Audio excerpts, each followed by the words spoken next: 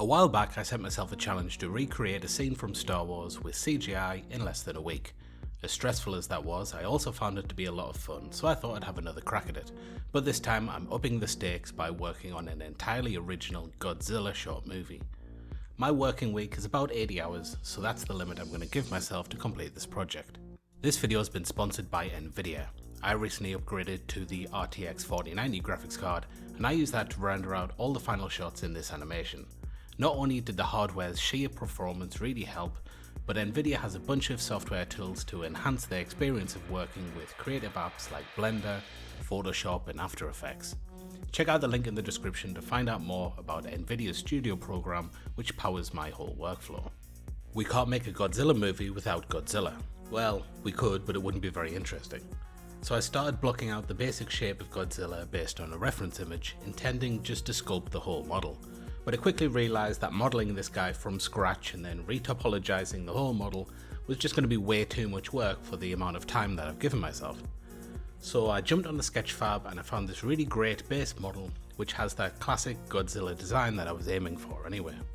Now this model is pretty nice, but the mesh and the textures are a little bit low resolution, so I knew I'd have to fix those up a bit. Once all the parts of this model were joined back together into a single mesh, I added the multi-resolution modifier to add some additional levels of detail. Now the good thing about sculpting with the multi-resolution modifier is that you can turn it on and off at any time, you can go up and down the different subdivision levels, and it's also really responsive in the viewport. And unlike dynamic topology, it actually respects the original topology that your model has, so you don't have to retopologize anything. I added in all the medium details like muscles and large wrinkles around the joints, mostly just using the basic drawn crease brushes. Once that was done, it was time for the small details. I have a folder of skin texture alpha brushes which are mostly from Pixelogic website. Those are the guys who make ZBrush. In the brush settings you can change the mapping type to area plane and the stroke type to anchored. If you do that, you can now just click and drag and it'll drag out all of the details onto the surface. It's a really nice way to get good control while you're adding high frequency details to a model without actually going in and manually sculpting in all these extra scales and pores and things. Here's a quick comparison of my final sculpt versus the original model. There's no major changes to the design, but this model will hold up much better on close-up shots. The amount of subdivision that was required to add all of those small details made this an extremely high poly mesh. Now this was going to really bog down Blender when it came to things like rendering, so I decided to bake all of those details down into a normal map. That way I would have the benefit of having all the details that I added to the sculpt, but it would actually be a much lower poly mesh underneath, which would keep things nice and fast. To illustrate the difference this can make, I accidentally left the multi-resolution modifier enabled when I was rendering out the first shot. It took about 3 hours in total with 185 frames. Later on I re-rendered this shot with the multi-res off, but using the normal map to add the details, and the 4090 managed to render the whole thing out in less than an hour. Baking out a multi-resolution sculpt to a normal map is actually really easy, especially if you've already UV unwrapped the model. You just need to create a blank image file set to a 32-point float with non-color data. In the render panel you can set your samples. Baking doesn't really require a lot of samples. I used 100 here, but probably like 5 would have been enough. Then under the bake submenu, you just need to select the option from multi-res and hit bake. Run that normal map through a normal map node and voila, you'll get all those nice details basically for free when it comes to render times. The actual material and texture was really basic. I just used a Musgrave texture and a color ramp to define some of the major details. I baked that out under its own texture, then I went in with the paint tools and just added a little bit of extra detail manually. Now the rig for this model was really simple, too simple in fact. I actually had to go in and manually alter the rig for several specific shots. But IK rigging did come in really handy several times. Normal armatures use forward kinematics or FK, which means that the top bones in the chain affect all of the ones attached to it. With IK rigging, the opposite thing happens. All of the bones follow the position of the controller bone, which is at the end of the chain. So if you move the controller for the hand, or the head, or the tail, all of the rest of the connected bones will follow along.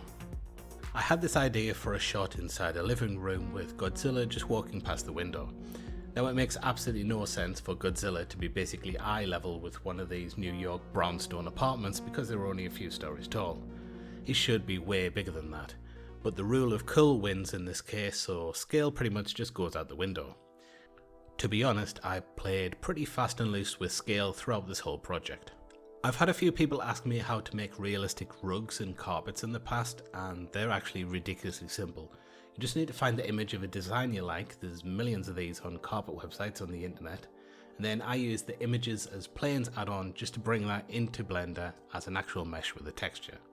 If you have any excess areas like these white parts, you can just trim them off, and then you just want to add a hair particle system.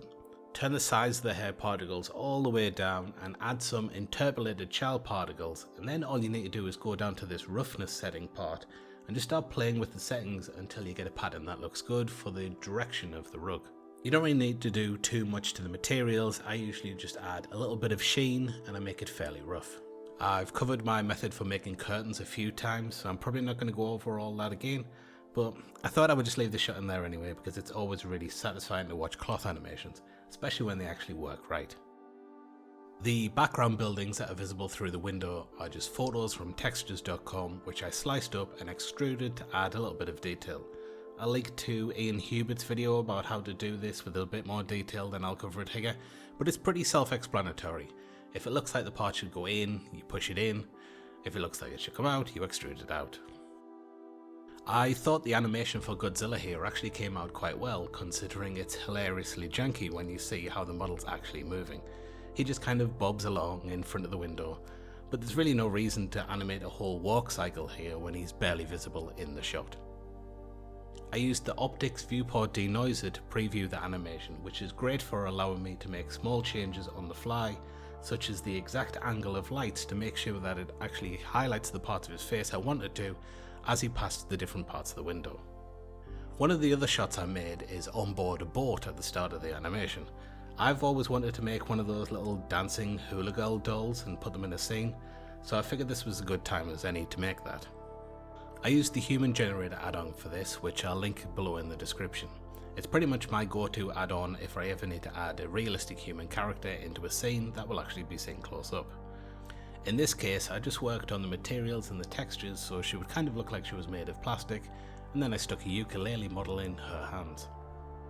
The human generator add-on has really great controls for things like expressions and makeup, which was perfect for getting the exact look that I wanted for the doll. Then it was just a case of adding some random noise to the rotation of the upper half of her body so she would kind of sway around like she was matching the motion of the ship.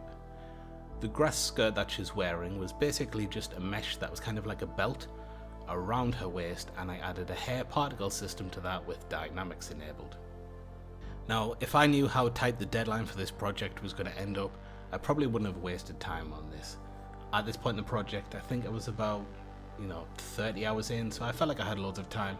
But honestly, I'm kind of glad that I did because I thought it was a really nice touch. And like I said, I've always wanted to make one of these little Hula girls.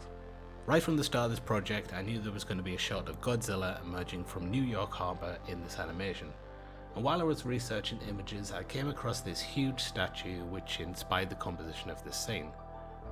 The pier was set dressed with some assets from the TRAFFIQ add-on, which I'll also link below. I used a giant Suzanne multi-head as the stand-in for Godzilla just to set up the shot. The HDRI was swapped out eventually too, to much better match the look of the rest of the scenes, although I really do like this HDRI with the sunset. I made a pretty basic animation of Godzilla just emerging from the water.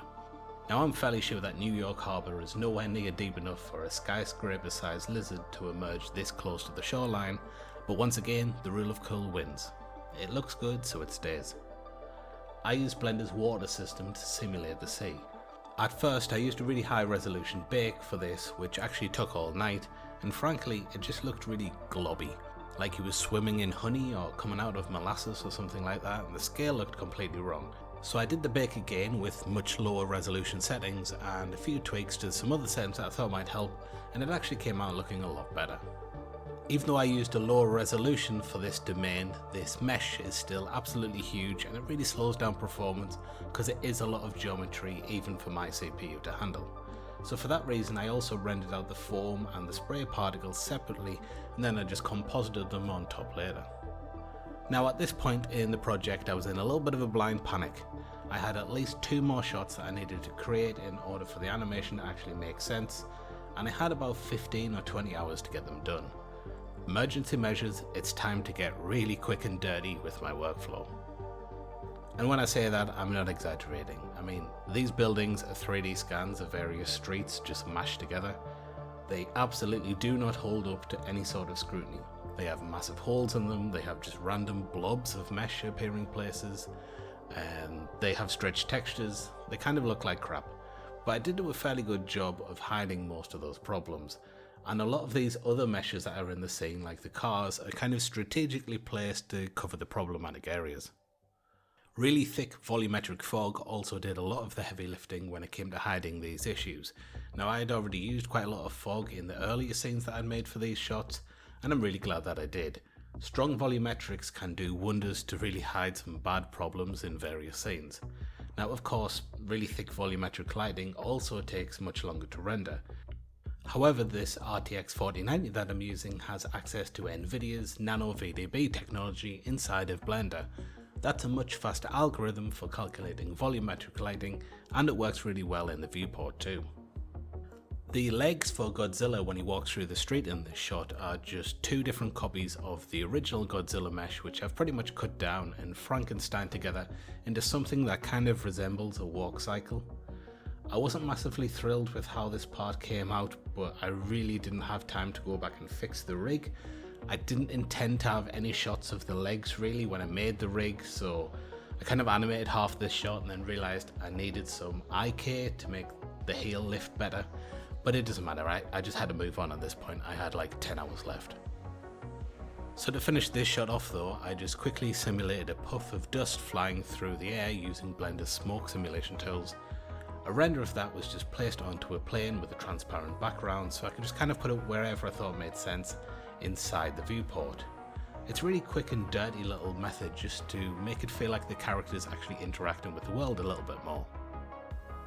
This white van that gets partially trampled is from the transportation add-on. I'll try and link that as well if I can find it. To create the deformations, I added some really basic shape keys, and I just used proportional editing to squish down various parts of the van and kind of bend things in different directions. Then when the crushing action actually happened, I could just keyframe all of those different parts so that the van would kind of get squished in tandem with the foot coming down. The cars that come with the transportation add-on have a really good rig with them that came in handy so that the suspension of the van could kind of get messed up as it gets trampled on. At the end of the project I had time to come back and add a basic particle system just so there's a few chunks of shattered glass that fly off when the van gets trampled, and to make the glass actually look like it had been smashed, I just added a picture of some shattered glass to the window as a bump map and the roughness. Then I keyframed the strength on those so it kind of looks like the window just automatically shatters as it gets stepped on. Then you see the particles of glass flying everywhere. I must have accidentally moved this foreground car forward at some point, so its wheels are in the wrong position. I've only just noticed that literally right now as I'm making this video. Now luckily that isn't particularly noticeable in the final render, but it's one of those things that happens when you're working on a ridiculously tight deadline. Whoops. Finally, all these characters that are running around are from Adobe's Mixamo website, which I've talked about at length probably a dozen times now, including in my last video, so check that out if you haven't already. This street scene that appears in the final shot is actually just a very heavily modified version of the New York street that I made for a previous video. I added some cars with the TRAFFIQ add-on, and I added some flames from the program Embergen. If you've never seen Embergen before, it's this really cool tool for generating volumetric effects pretty much in real time. This is the first time that I've used Embergen since I've installed the RTX 4090, and I was absolutely blown away with just how performant it is, even with really large bounding boxes. I decided to end the final shot with a close-up of Godzilla roaring. Now, I thought it would be cool to have a green glow inside his mouth because he's got that whole atomic breath thing going on. This was created with just a really simple green point light. Instead of trying to manually match the movement of the light as his head moves around, I just added a child of constraint to the point light and I selected the tongue bone. This is sort of like just parenting the light to an object, but you can actually parent it to a specific bone in an armature. Finally, it was just a case of keyframing the light intensity and it was done, with about 3 hours to spare I think. Okay, so you've waited long enough, let's take a look at the final animation.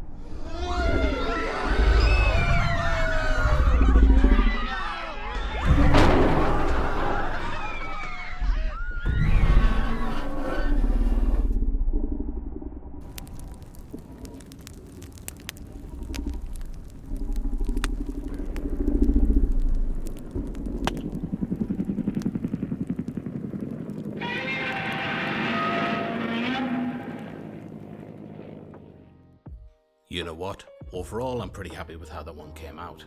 There's certainly some janky shots in there and some elements that I'm not totally happy with, but considering the complexity of some of those effects and the amount of time that I had to put that together, that isn't too shabby. That's about the best I can do. Let me know in the comments if there's a specific challenge or a video idea that you'd like me to tackle in the future. And while you're down there, don't forget to check out the link to Nvidia's website where you can learn more about the excellent studio tools that make projects like this possible. Thanks for watching guys, and take care.